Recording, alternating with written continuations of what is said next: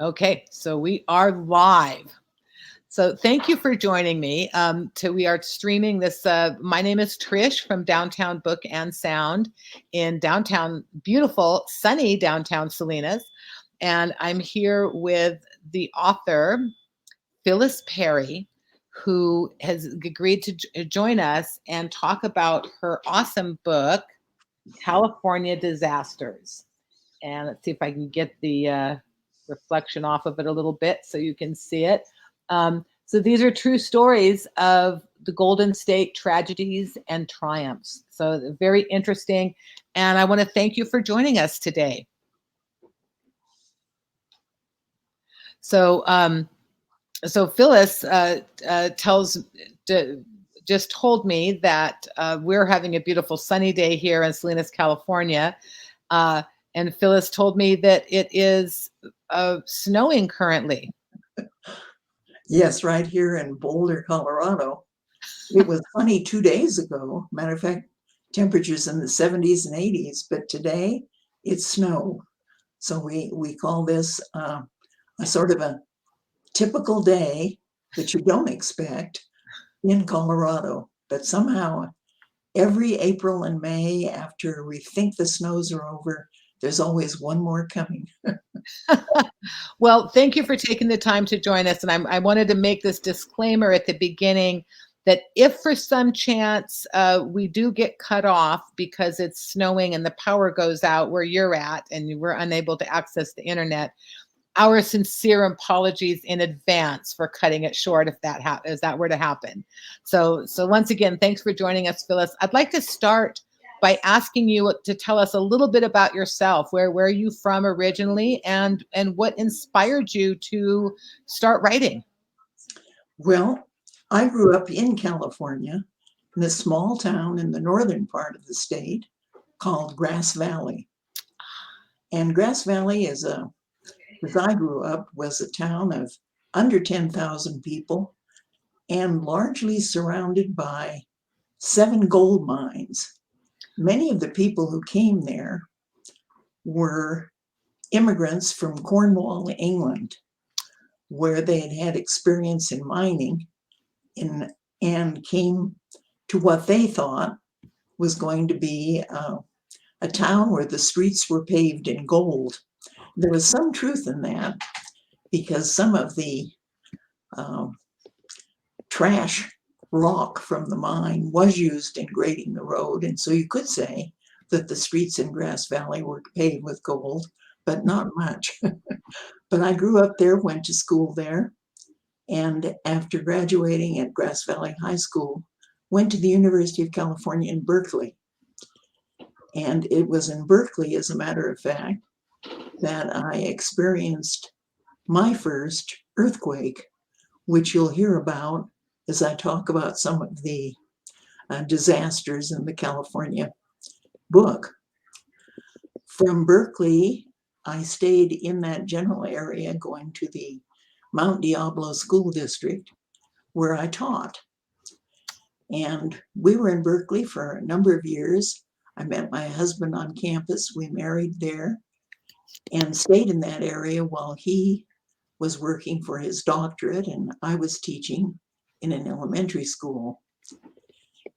He then went off for a short term in the Army and we moved to New Jersey. And that turned out to be an interesting part of the world. We were there for a couple of years before returning to the Bay Area in California. After David received his doctorate, he took a position teaching in California and then moved to the University of Colorado. So our family has lived here in Colorado now for about 50 years. Wow. So do you make it over to California for visits? We make frequent visits, and the 2 states that are important to me are California and Colorado. And I've been writing a number of history books in connection with Colorado history, but I always thought it's too bad that I never did any writing while I was in California because there's so many fascinating things that go on there. So in speaking with an editor about doing a book on disasters in Colorado, I said, you know what, the state that really has had the interesting disasters is California. And so before I knew it, I'd agreed to do two books, California disasters and Colorado disasters. So it was interesting to do the research in both states. Well, I'm really glad that you did write something about California disasters because we certainly have had quite a few, and that brings me to my first question about the book itself. What kind of disasters are included in this book? Well, California disasters covers 200 years of California history. Wow. And certainly there have been thousands of disasters, all of which can't be in this book.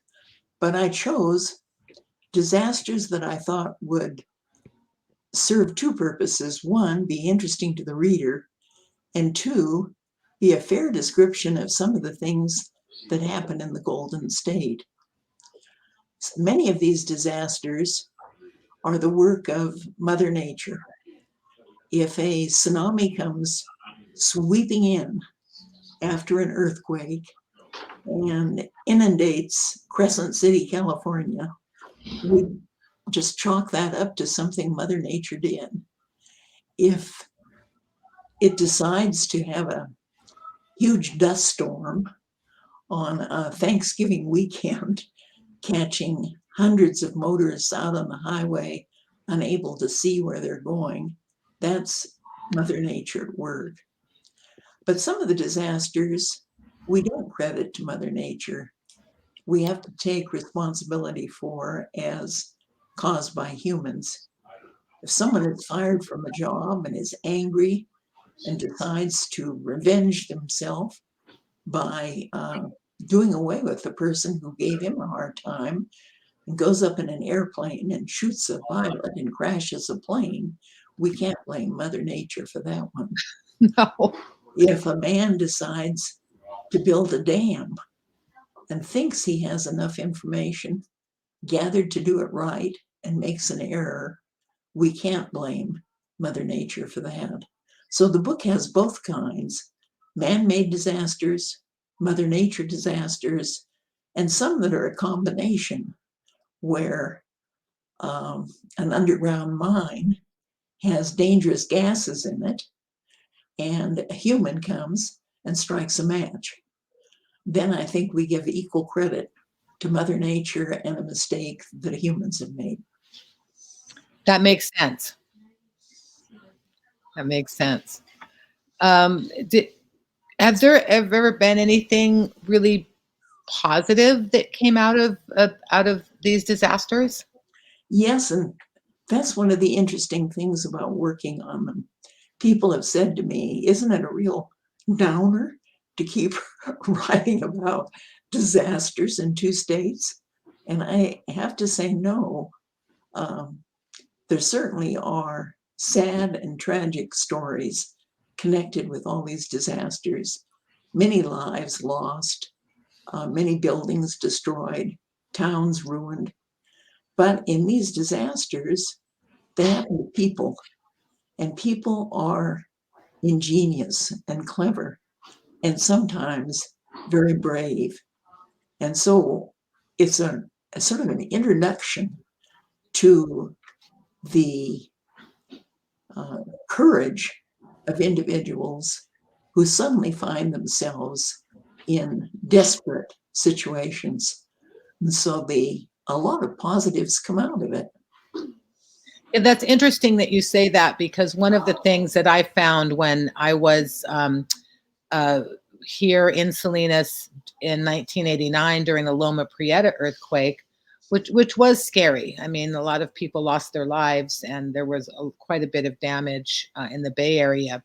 Um, and I did one of the positives for us that came out of it was that our neighborhood and our community really came together and helped each other, which was was was kind of I guess I was pleasantly surprised is how I would put it was Everyone's power was out, so we all that night gathered all the frozen stuff that was going to go bad, and cooked it all up in big bar and ate and we shared ice and kept stuff in coolers that we could do. So we were all helping each other, and it really brought us together. We ended up meeting a lot of neighbors that lived like far down the street that we hadn't met before, and we all just helped each other. It was really great. We Yeah, shared candles, and that I had often a bunch of happens. hurricane lamps that I had collected, and I let a bunch of people borrow different lamps so that they could they could see indoors without too much danger. There are just countless stories like that, and some major ones where, um, in one of the disasters I was reading about, which involved a lot of cars in a crash, a hitchhiker nearby just came, and if they weren't there, probably 7 people would have died in that accident because he was outside and able to pull open the doors, which were stuck and which they couldn't. So heroes emerge from these, and that's part of the good part about studying about disasters in the States. That is a positive, and it's so heartwarming to hear of these people who step up in an emergency and uh, really selflessly often will help and save people. That's nice to know that there's some positives that come out of these disasters. We do have a comment. Uh, Richard writes, Phyllis, thanks for giving us a preview of your new book. So, so yes, and really thank you, because I'm excited. I just started reading it, so I haven't been able to finish yet. So I'm excited to hear a little more about the contents of the book. Um, I'm wondering, so is there a disaster that you would consider the worst disaster that's taken place in California? There is. I think that the disaster you've been in is the one that's going to stand out for you if you've been in one of these. But as an outsider looking in, the disaster that strikes me as the worst in California history is one you don't hear a lot about. It's the flood, the Great Flood of 1868. California was experiencing a drought, which is not unusual. Various parts of the state right now are in a drought condition. And in this particular year, when it finally started to rain in November, everybody was happy, especially the farmers.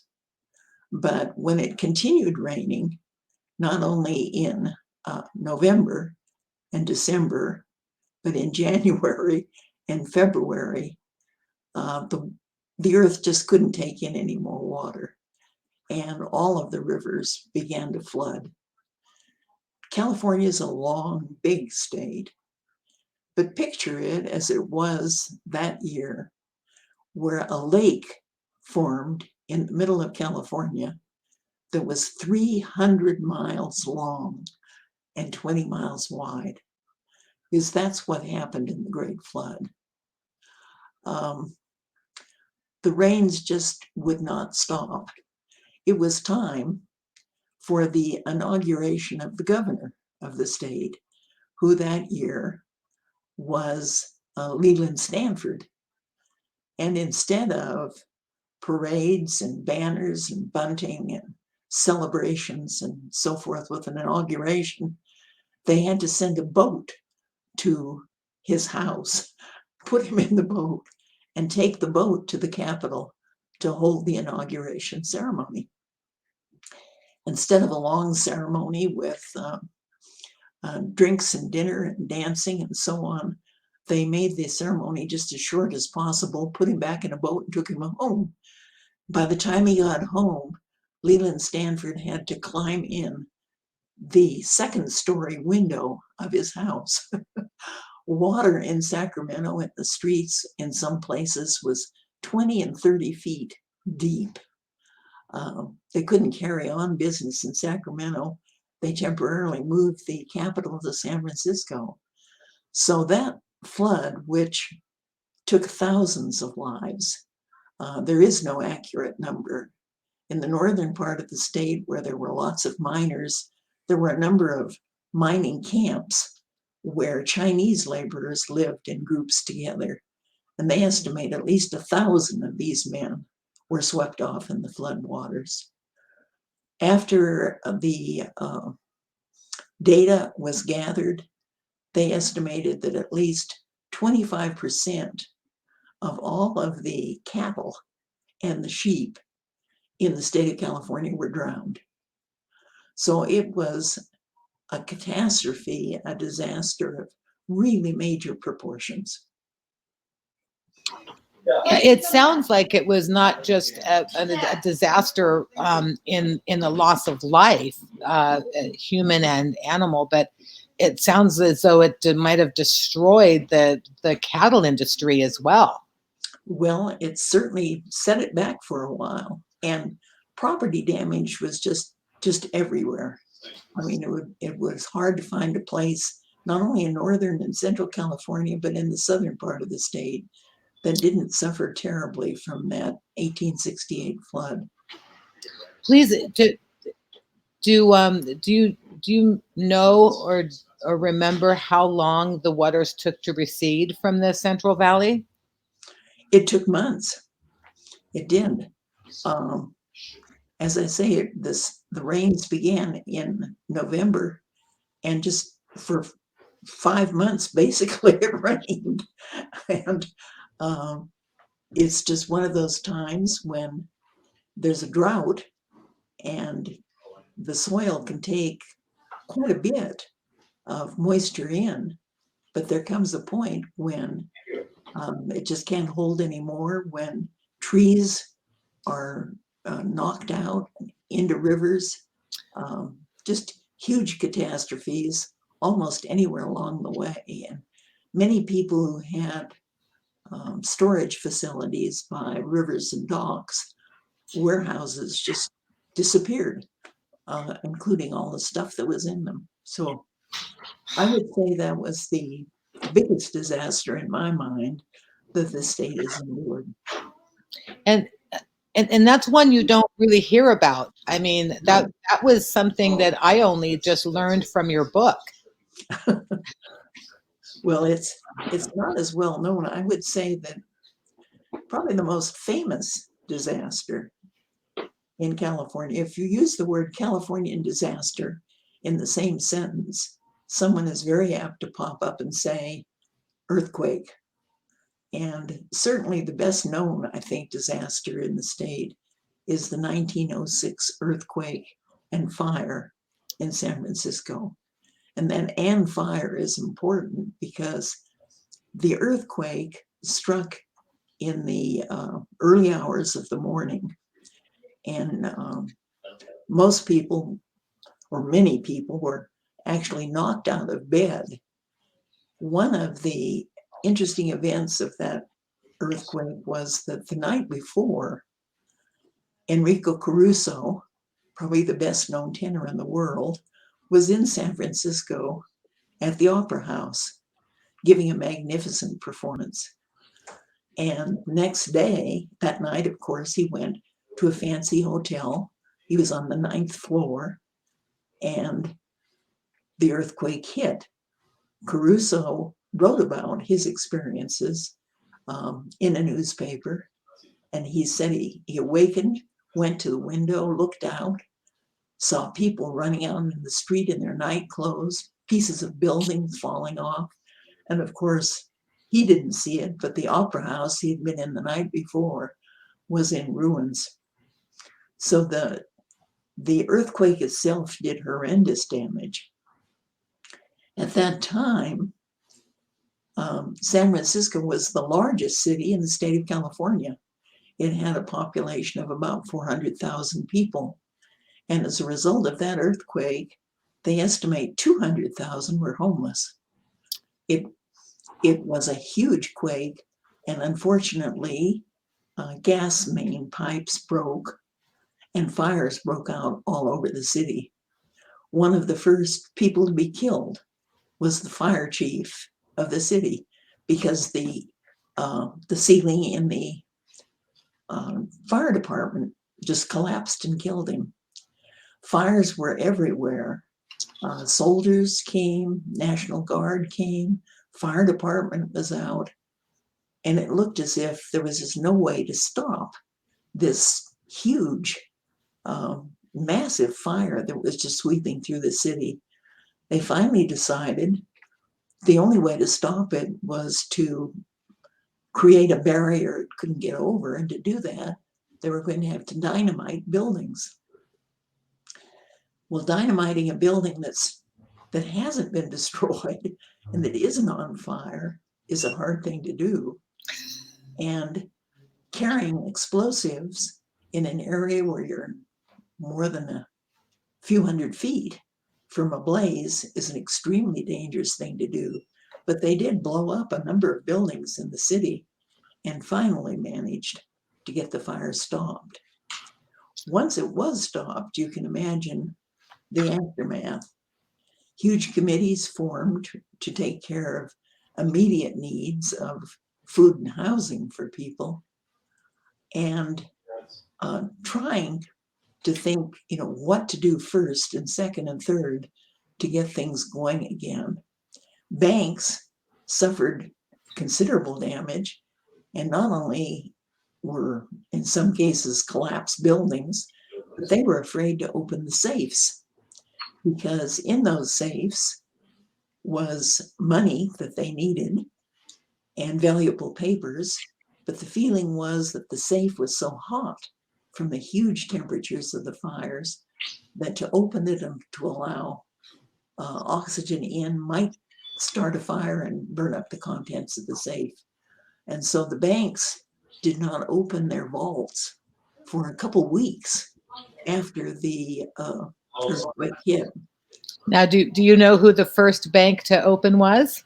Yes, it was the little old Bank of Italy. I love this story because one of the most interesting things about history, local history and California history for me, is the amazing innovations that the founder of the Bank of Italy did for banking. I mean, he created branches, and nobody had branches before then. That's so right. He changed banking. He opened this little bank, took out the money he had in it, actually put it in the bed of a fruit cart and put empty boxes on top so that he could go through the streets of the city, which were filled with people dragging anything that had wheels, baby carriages, wagons, with whatever they could get, heading toward the wharf. And he went to a spot not far from the wharf and actually opened his little bank. And this was Giannini and the Bank of Italy. He had to give out his loans just on a handshake because there was no office, no forms and things to fill out. He won so much goodwill and was so active that it wasn't long before he changed the name of the bank from the Bank of Italy to the Bank of America. And by he had another reason for that too, because he could see how things were going in Europe. That's right. He was very concerned about Mussolini, and being thought of in that same context as Mussolini. And so he, as soon as he was able to buy a bank, he bought a Bank of America, and then changed the name of all his banks to Bank of America. So that was part of it too, was that he understood. He was a pretty savvy guy. He was, and those branch banks, which up to then really hadn't existed, really caught on. And by 1950, the Bank of America was the largest banking institution in the world. So that's one of the interesting things that came out of that. With Caruso, he wanted out of San Francisco. His assistant dragged his suitcases and materials down 9 flights of stairs out to the wharf, and Caruso got onto the other side of the bay and vowed he'd never come back, and I don't think he ever did. Another interesting thing that happened is there were also people at that time in San Francisco in jails, and the prisoners were really worried. Were they just going to be left there? Were they going to be burned? What was going to happen to them? So they were marched by the National Guard down to the shore and put in a boat and taken out to Alcatraz, because interestingly enough, the prison island Alcatraz, built on solid rock, didn't suffer at all from the earthquake. And so the San Francisco prisoners were taken there.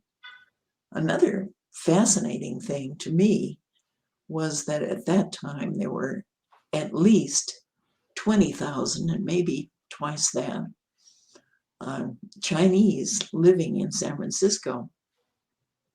The majority of them were not citizens. And at that time, it was extremely difficult for a person from China to get citizenship in the United States. But they were wise, because the city hall and its records were destroyed in the fire. And so all the Chinese had to do was to insist that they were born there and that their birth records and papers were burned.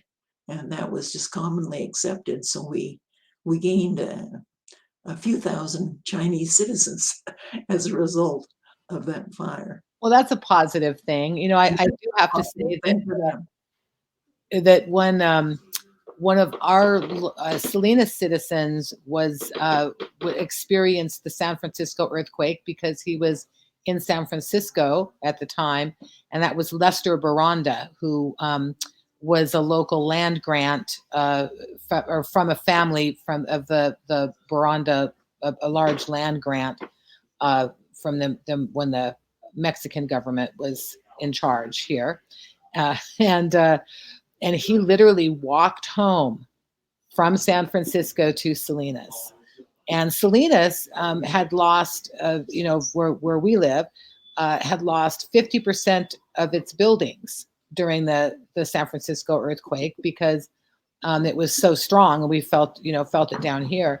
And a lot of buildings went down, and so there's a lot of downtown buildings right where we're at. They were built in 1907. Not the one we're in at the moment. This is the old Oddfellows building, and it was built in 1875, and it did survive the 1906 earthquake and the 1989 earthquake.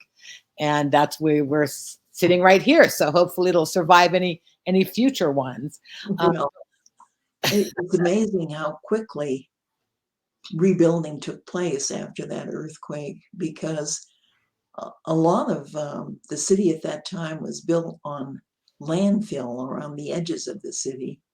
And it, in the earthquake, I'm told, was like quicksand. A 3-story building might sink with 2 stories going down under the ground. Just amazing. And as I say, half the people in the city had lost a place to live. But rebuilding took place so quickly from the 1906 earthquake that in 1915, they hosted the World's Fair or World Exposition and sort of showed the world, look at the new San Francisco. So it's amazing what happened in a short period of time. Well, it is amazing, especially considering the extent of the damage. I mean, we're looking at a earthquake in the 1989 Loma Prieta quake was a 7.1, and my understanding is that the San Francisco 1906 quake was an 8.1, which means it was 100 times stronger than the 89 quakes. And so for those of us who lived through the 1989 quake, imagining 100 times stronger is pretty difficult to imagine. It's like I imagine people were being tossed around, And even a little quake, as I say, when I first went to the University of California, I was in the library studying one afternoon, and a small, very, very small earthquake hit. And the savvy people immediately knew what it was, and the person next to me grabbed me and pulled me under the table because bookshelves and so forth. And, you know, it was very, very small, matter of just a few seconds, and it was over. But one never forgets that that special feeling when the earth is shaking.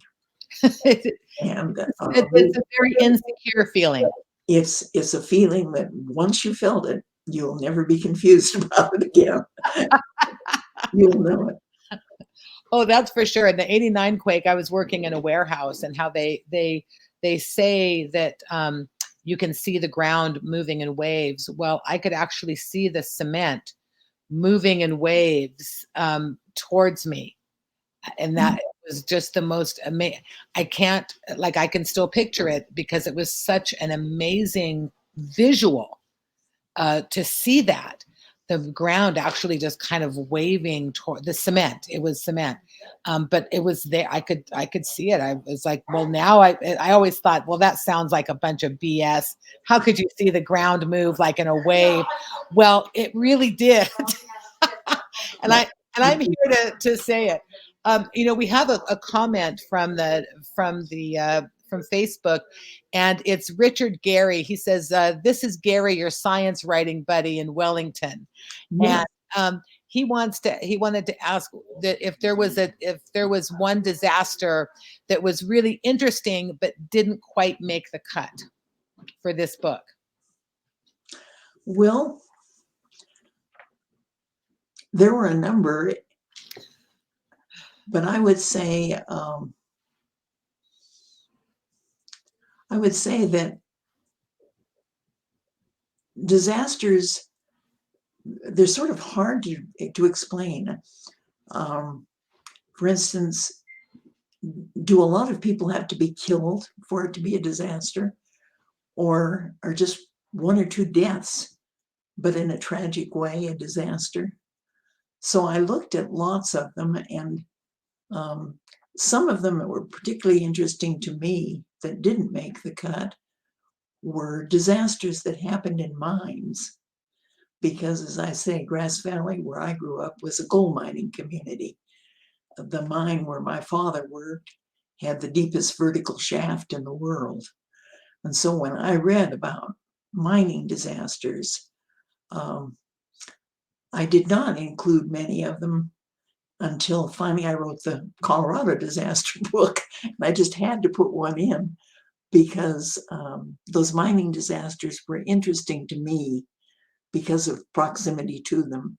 But I wasn't sure how interesting they would be to the general public, whereas floods and fires and even avalanches that affect large areas seem to me to have more appeal.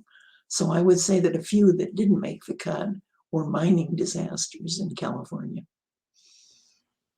Well, that's interesting. I've been to Grass Valley, and it's just such a beautiful area.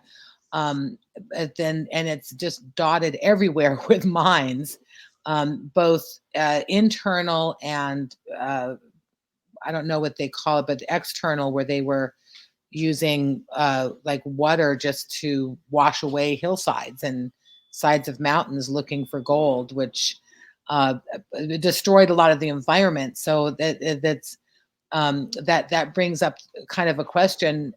Is like you said, not many people had died, but there was obviously some mining created environmental disasters. Is that? Would you agree? It did. It did. And it's sometimes one of the one of the disasters that I think is a major one is when Mount St. Helens blew. Um, when you have a volcano that's been extinct forever, no one living has ever seen any activity, and yet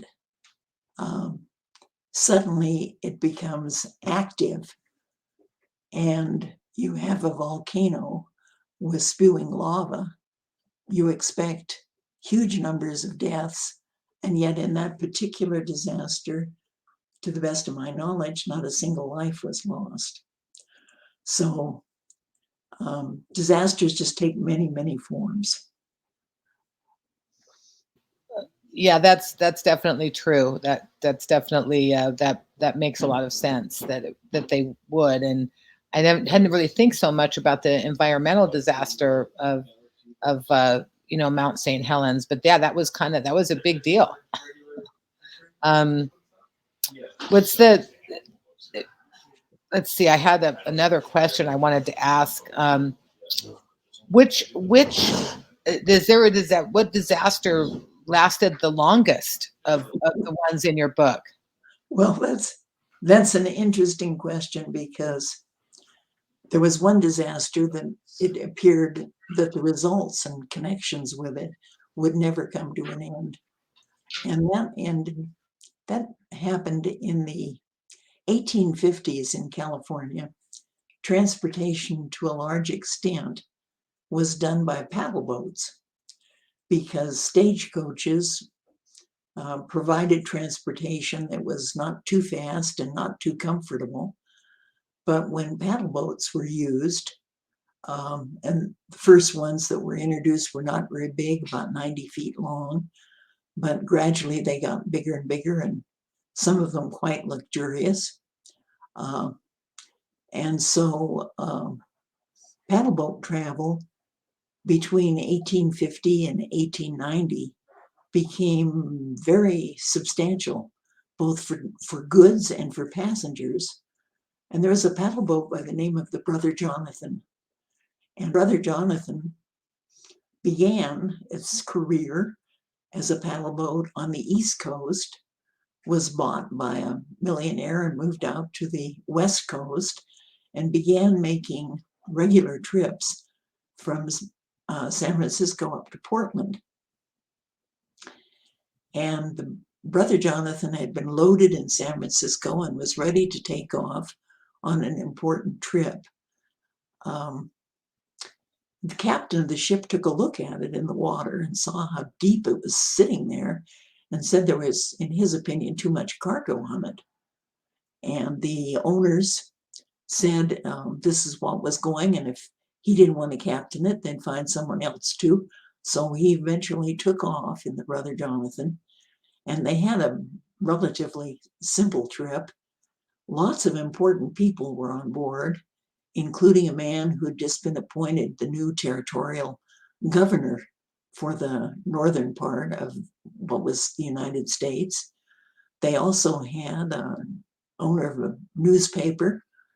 They had a couple government officials who were carrying gold and paper money to pay the troops and our army personnel that were in the northern corner of the United States. So the ship went off, had a relatively simple time until it got to Crescent City.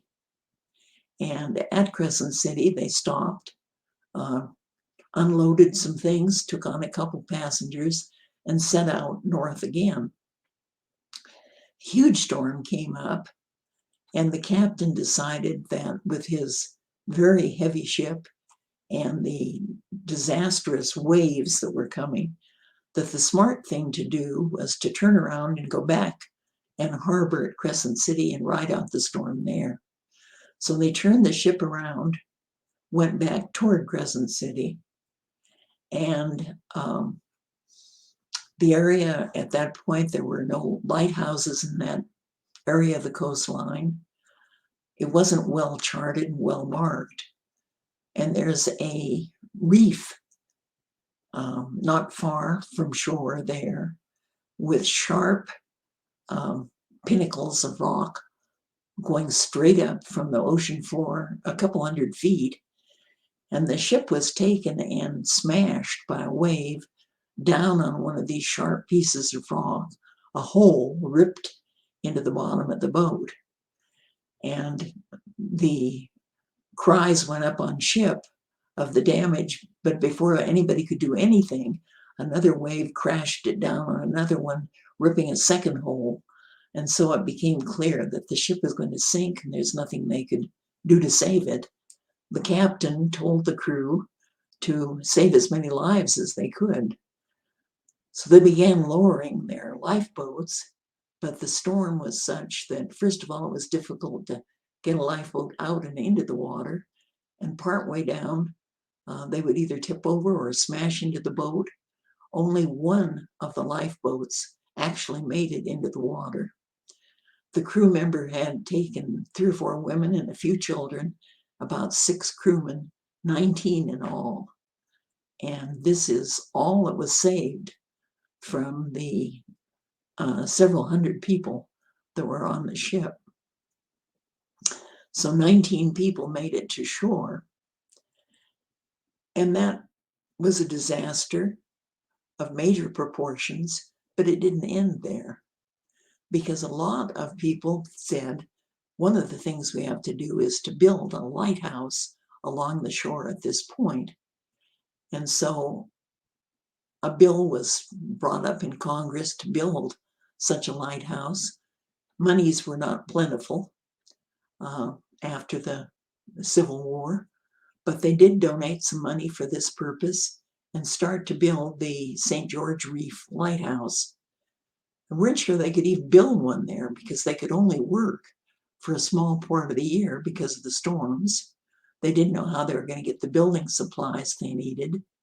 But they took a boat, lashed it out there at the reef, brought in huge stones, and managed to put a base and a lighthouse there.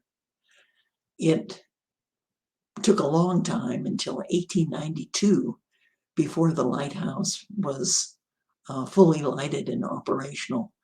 It was interesting to me that the first lighthouse keeper was a man who had helped build it. So that disaster that had begun in 1865, it was 1892 before the lighthouse, which was sort of a result of that disaster, happened. And that is still not the end of the disaster, because stories had circulated for years about the sinking of the Brother Jonathan and the fact that there were golden coins aboard that ship and a rich treasure to be found. So at least 24 companies that look for buried treasure had searched for the remains of the Brother Jonathan and a chance to get this gold. Finally, using a submersible, they were able to locate the spot where the Jonathan had sunk and to bring up a few items and to realize they'd really found the spot and that with intensive searching there, they were going to be successful. This immediately set the state of California into a tizzy, because they were maintaining that anything found that close to shore belonged to the state of California, not to a treasure hunting company. The treasure hunting company maintained they'd spent 2 years searching and several $100,000, and this treasure belonged to them. So, of course, it ended up in court. And the first court finding on it really found in favor of the state of California. The company appealed, and it went all the way to the United States Supreme Court. The Supreme Court decided not to hear the case and referred it back to a lower court where arguments began all over again. And long story short, it was 1999 before the decision was finally agreed to by both sides, giving part of the treasure to the state, part to the company, and the 1,600 coins, which were eventually brought up, were divided, and some were specially sent to museums in the state of California. I've not seen one of these, but it would be very interesting to see one of the coins from the Brother Jonathan. So that's the the disaster that had the longest period of ramifications, and a very interesting history, I think.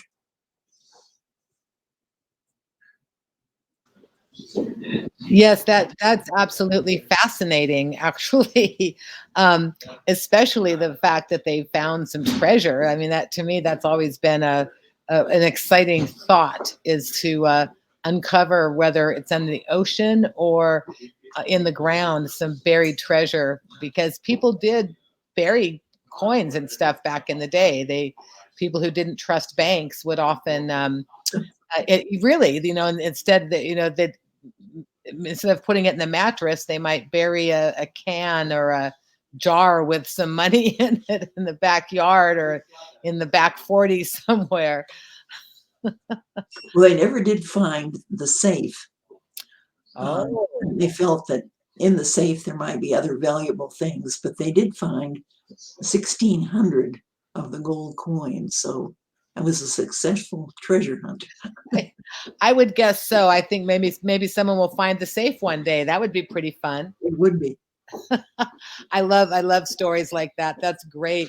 Would it is What were two of the most dramatic disasters in your book?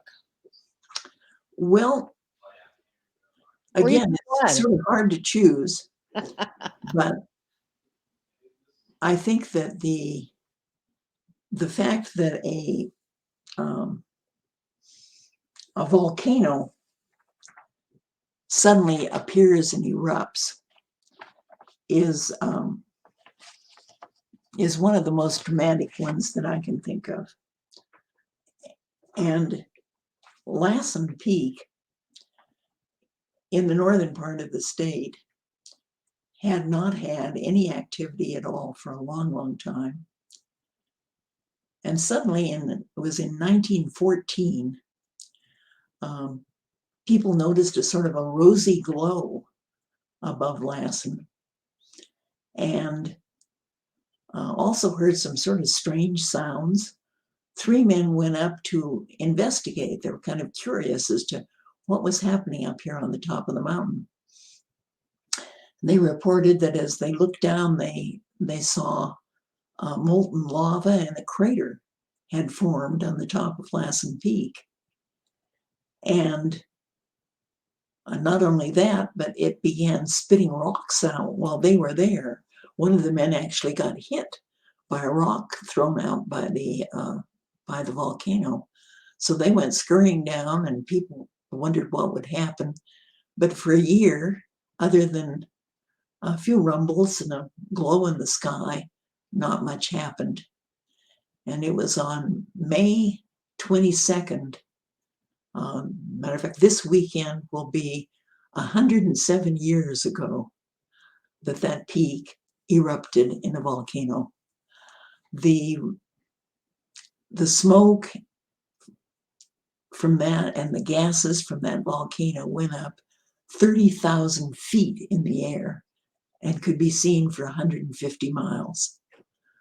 And that must have been one of the, I think, most dramatic things to have happened in the state. The lava began spilling down the mountain. It's an area that, at least at that time, was not much in the way of population.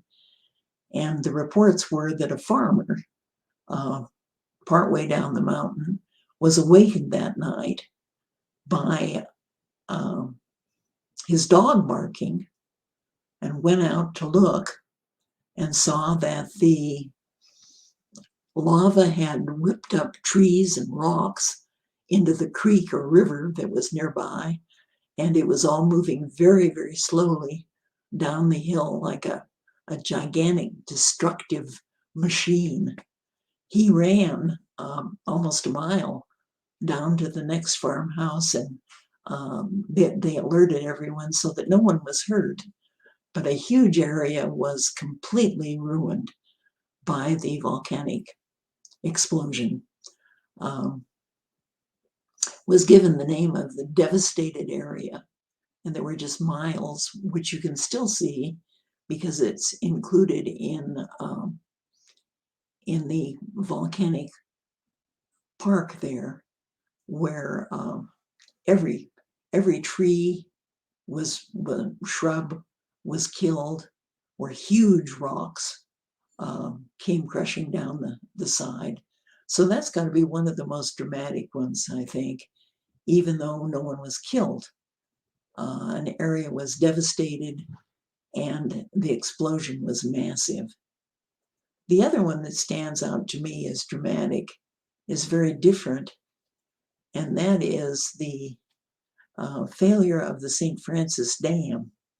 And again, that's one that one doesn't hear a lot of, but it's all tied to a man called William Mulholland.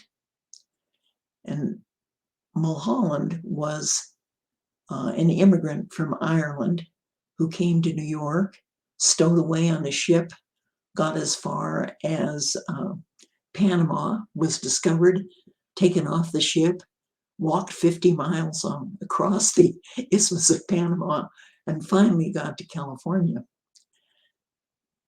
He got there and became a tremendous influence on the city of Los Angeles. In 1887, Los Angeles had only about 10,000 people. Within 50 years, it had more than 1 million people. What that meant, among other things, was a real necessity to find a water supply. And Mulholland, when he got there, was hired as a ditch tender for the city of Los Angeles. He tended his ditches during the day, and at night he studied and really learned all that he could about the field of engineering. A very bright man, he rose through the ranks and in time became superintendent of water for the city of Los Angeles. Under his supervision, he built 5 reservoirs, and those reservoirs are still existing today and still helping supply water for the Los Angeles area. He also built a series of aqueducts and bought up land sort of secretively and made some enemies while doing it, but ended up with an aqueduct that took water about over 200 miles into the city of Los Angeles. So he had done a lot, but he still wasn't confident about the water supply for the city. One of his fears was that there would be an earthquake and that an earthquake could cause some major damage to this aqueduct. Also, the people who felt he was stealing water that they needed to take it down to Los Angeles frequently vandalized pieces of the aqueduct because they were just plain mad. They felt they'd been robbed of their water. So he decided the only way he could feel really comfortable was if he could have a year's supply of water. And to do that, he would have to build a dam. And so he built a dam across 2 rock outcroppings on the San Francisco River there. And it was a big undertaking. It cost $1.3 million to build the dam. And at that time, it was the largest, what they call arch dam in the world. From the very beginning, people maintained that this dam leaked. And it's true that leakage could be seen near the bottom of the dam, but it didn't appear to be major. 2 powerhouses were built, one above and one below the dam. And on this one occasion in 1928, one of the keepers at the powerhouse noticed an unusual amount of leakage, at least so it seemed to him, enough so that he was worried and called into the main office, talked to Mulholland, and Mulholland and his chief engineer came out to the dam, and they spent the better part of a day there checking things out, making sure that this was just an ordinary small amount of leakage, nothing to worry about. They satisfied themselves that that was the case and went back to their offices. But 3 days later, at 2 minutes before midnight, the side of the dam cracked and gave way. And there were 20 billion gallons of water behind that dam that came rushing down. The keeper of the light of the powerhouse gathered his wife and children, ran to the door of the house, and by the time they got to the door of his house, the water was already 5 feet deep in the doorway. They were just swept out. The powerhouse manager found himself tangled in wires from a power pole, and he finally freed himself from it and got up to the surface to breathe and hung onto the pole, which went down the river, crashed into a house. He managed to get on the roof of the house and stay on the roof of the house until it crashed into the bank, when he leaped off and survived this. It's uncertain as to how many people were drowned, but certainly several hundred. Bodies were found all up and down the creeks and rivers there. The dam was never rebuilt, and it was decided that at that time there was no state authority that okayed the plans, and that the foundations of the dam, although they were the best that Mulholland could come up with, were not sufficient for the height of the dam that they had built. There was a lot of investigations and court proceedings, and Mulholland himself was just devastated. He said in the courtroom that if any human error was involved in this disaster, the error was mine. He took full responsibility for it. He wanted to resign immediately. They didn't accept his resignation at the time, but he did resign and leave about 10 months later. But pictures of the dam, and there are in the book, I think one of the interesting things about it, there are dozens of pictures from archives of the dam, and was a huge structure, and to see it with one side just completely ripped off, and to think how it must have been with all that water gushing down the various rivers, had to be, I think, one of the most dramatic of the disasters in the book. It sounds like not only was it maybe the most dramatic, it also sounds like it maybe could double as the most unlucky one. Well, not the most unlucky one. Of course, it's not the most. At least to me, there was one where I felt this was really unlucky. Again, it involved a paddle boat. And this was in 1851. California had just become a state. It was in September. And news was slow to reach California from Washington at that time. And so it was October before people got all ready for the celebration. And they were having parades and dances and feasts and parties to celebrate the fact that California was now a state of the Union. And this was in 1851, and a paddle boat had brought visitors up for the day to enjoy all the festivities that were going on. And shortly after 6 o'clock, that paddle boat left. Now, those boats were powered by steam engines, and the steam engines sometimes exploded.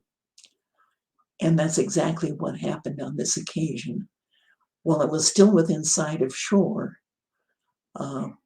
the engine on the Sagamore paddle boat exploded. The captain was thrown 50 feet into the air and out into the water.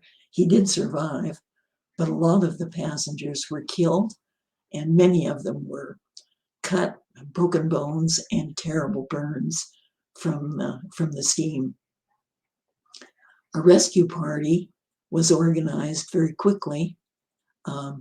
Many small boats from all over that particular coastal area went out to be of help, took people from the paddle boat and put them in their boats and rowed or get them back to shore. Some of them were okay, others required hospitalization, and they were sent to several different hospitals in San Francisco. A group of about a half a dozen went to a hospital, and totally unrelated to this event, that very night, the hospital caught fire. And it caught fire in that section where those people who had just been rescued from the fire were, and they were, again, burned and injured in the hospital. And that was a kind of a double whammy. So I think that was the most unlucky disaster in the book, is to have blown up, been taken to the hospital, and burned again.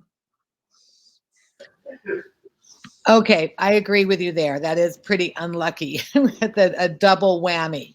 We're pretty much reached the end of our hour here. I do want to say we did have a comment from Jeannie Scheel, who's a local resident here, and she says she never knew that Lassen was a volcano. So she learned something new with your with your talk tonight. And then we have another comment from Glenda Lloyd, and she says, "Thank you for the wonderful stories and facts that you're able to share by memory." So, and I want to thank you for that too. I think this has been very informative. I can't wait to finish your book. I've learned so much from it already, and just from talking with you tonight. And thank you so much for being here. I do want to ask you one more question though, if we have time, and that is, what was the most? Let's land on a happy note, hopefully. What was the most romantic disaster in your book? Well, it's hard to think of romance coming out of one of these disasters, but one did. In 1998, there were earthquakes that are generally called the North Ridge earthquake, and these affected a fairly large piece of area, and particularly the area near Santa Monica. And one of the buildings that was destroyed, or at least badly damaged in that quake, was an apartment building. And in the building, living at that time, was a young man whose name was Mark Kubesi. And he was able to get out of his apartment without any difficulty. But other parts of the building were damaged so that people were stuck inside and couldn't get out. And he's credited with helping rescue about 5 people from that one apartment building. One of the people who was trapped was a woman up on the 3rd floor, and he could see her through the window, but the halls and walls and doorways were so damaged she couldn't get out. So he managed to get a long ladder over to the window so that she could come down, but she was afraid. It was a rickety ladder. She'd just been in an earthquake. How on earth could she climb out the window and go down a ladder? And so Mike went up the ladder, helped her out the window, onto the ladder, down, and to safety. And that's how they met. A year later, they married. And so we had a romance that came out of this one. And he went on, by the way, to Hollywood. He was a well-known photographer, and who ended up doing a lot of the photography for Grey's Anatomy and NCIS. And I hope that Mike and Patricia had a long life together, but at least that's where their romance began. What a wonderful story. And once again, Phyllis, thank you so much for joining us today and telling us about your book. I wanted to let everyone know before we go that anyone watching tonight who would like to have a signed book plate by the amazing Phyllis Perry, uh, just simply email the downtown book and sound at gmail.com or send a private message on Facebook. We're happy to mail a signed book plate by the author anywhere in the US at no charge as a special thank you for joining us tonight. And then I also want to let everyone know that uh, California Disasters by Phyllis Perry is available on bookshop.org and also in our bookstore, Downtown Book and Sound, in beautiful downtown Salinas. And it looks like we've got through the whole hour without the power going out in Colorado from the snowstorm that's happening right now. So that's a blessing. So luckily that wasn't a little disaster. For tonight. But I really just want to make sure everyone knows that bookshop.org is the independent bookstore's answer to Amazon, and all proceeds go to independent bookstores. So please support local bookstores because we support local authors, and we promote books about local things like in this case disasters. So Phyllis, I want to thank you again for being here, and it was very informative, and I'm sure to the audience as well. Thank you. And I do want to say to those of you from Colorado who are listening that Colorado Disasters with Far Country Press should be out by the 1st of September. And so if you've not had enough of disasters, please check in then, and I'll look forward to talking with you. Thanks again, Phyllis. We're going to sign off now. And once again, California Disasters by Phyllis Perry, available now. And in September, Colorado Disasters is coming out. We'll be carrying that at Downtown Book and Sound as well. And I'm sure that will also be available on bookshop.org. So thanks again. Have a good night. And everyone, thank you for joining us today.